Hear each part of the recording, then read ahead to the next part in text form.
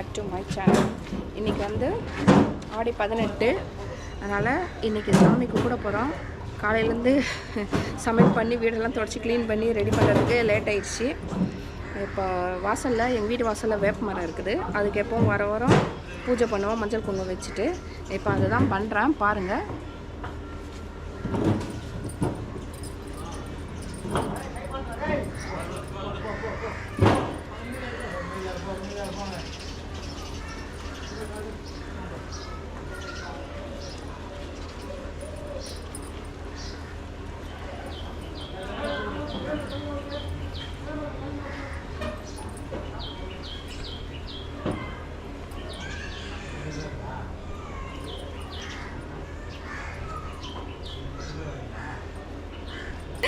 இது ரொம்ப சக்தி வாய்ந்த மரம். நான் என்ன கேட்குறேனோ ஆனால் உடனே கிடைக்கலனாலும் எனக்கு அப்புறம் கிடைக்கிது.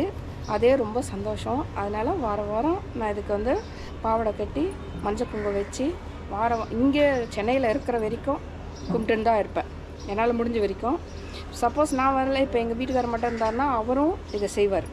வேப்ப மரத்துக்கு மஞ்சள் குங்குமம் வச்சு பூஜை பண்ணி வாரம் வெள்ளிக்கிழமை செய்வார்.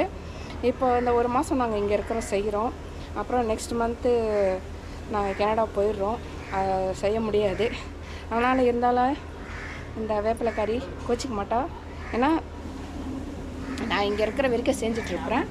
அதனால் நீங்கள் அதை வச்சுட்டு இது பண்ணுறேன், பாருங்கள்.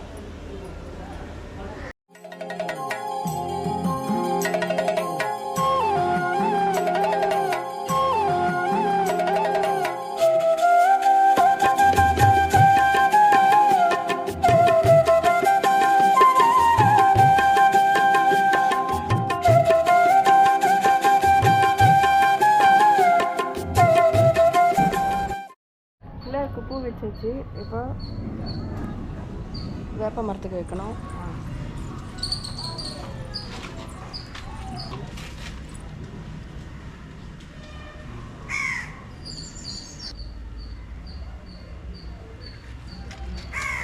மரத்துக்கு பூ வச்சுட்டேன். இப்போ வந்து விளக்கேற்றலாம்.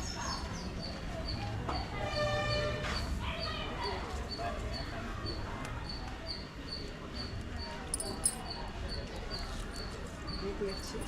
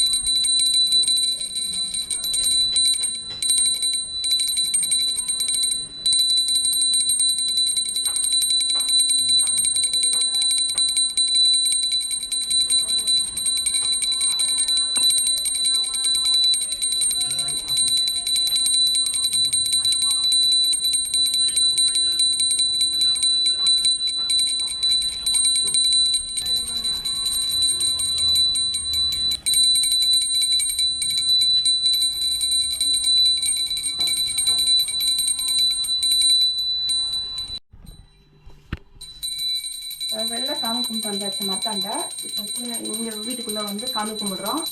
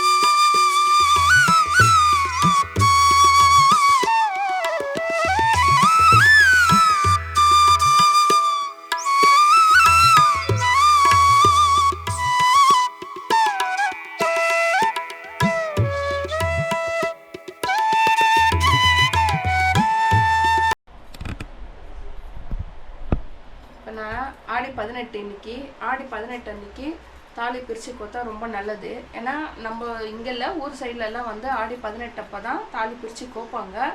ஏன்னா ஆற்றுல காவேரி ஆற்றுல தண்ணி பெருக்கெடுத்து ஓடும்னு சொல்லுவாங்க. அன்னைக்கு நீங்கள் தாலி பிரித்து கோத்திங்கன்னா ரொம்ப நல்லது. உங்கள் நம்ம வீட்டுக்காரோட ஆயுள் வந்து நீண்ட நாள் இருக்கும். அதனால் எப்போவுமே ஆடி 18 அன்னைக்கு தாலி பிரித்து கோருங்க. முடிஞ்சால் ஒரு வாங்கி சேர்த்துக்கோங்க, இல்லைன்னா இருக்கிறதே பிரித்து நீங்கள் கோத்துக்கலாம். ஆனால் செயினில் தான் நான் கோத்துருக்குறேன். செயினில் கோத்து கயிறில் இந்த உருவெல்லாம் வந்து மஞ்சள் கயிறில் கோத்து தான் நீங்கள் கோக்கணும். அப்போ தான் நல்லது. ஏன்னா வந்து சில பேர் இந்த செயினே இருந்தால் கூட இங்கே கீழே இந்த உருவெல்லாம் கோக்கிறது வந்து வெள்ளி கம்பி தங்கத்தில் கம்பி செஞ்சு கோக்குறாங்க. அது கோக்கக்கூடாது. கோக்கிறது நல்லது கிடையாது. முடிஞ்ச அளவுக்கு மஞ்சள் கயிறில் உருவெல்லாம் கோத்துட்டு இது பண்ணுங்க. அப்போ தான் ரொம்ப நல்லது. அப்புறம் நான் இது கோத்து முடிச்சாச்சு. அப்புறம் சாமிக்கு பிரசாதம் வச்சாச்சு. ஏன்னா வெளித்தட்டில் தான் வச்சுருக்கிறேன். நான் எப்போவுமே வெளித்தட்டில் தான் வைப்பேன் சாமிக்கு பிரசாதம். ஏன்னா வாழை இலை சில டைம் கிடைக்கும், சில டைம் கிடைக்காது.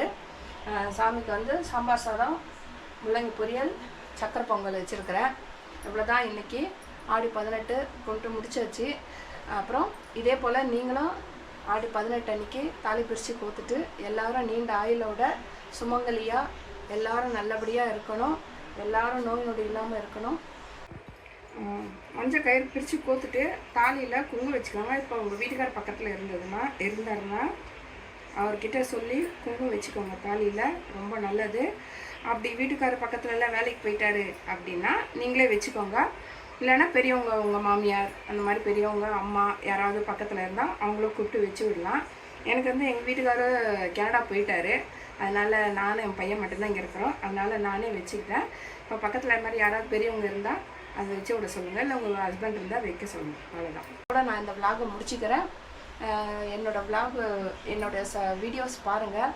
என்னோடய சேனலில் போயிட்டு சப்ஸ்கிரைப் பண்ணுங்கள், லைக் பண்ணுங்கள், முடிஞ்சால் உங்கள் ஃப்ரெண்டுங்களுக்கு ஷேர் பண்ணுங்கள். ரொம்ப நன்றி. ஏதாவது ஃபீட்பேக் இருந்தால் கமெண்ட்ஸில் கேள்வி கேளுங்க, நான் பதில் சொல்கிறேன் உங்களுக்கு. தேங்க்யூ. பாய்.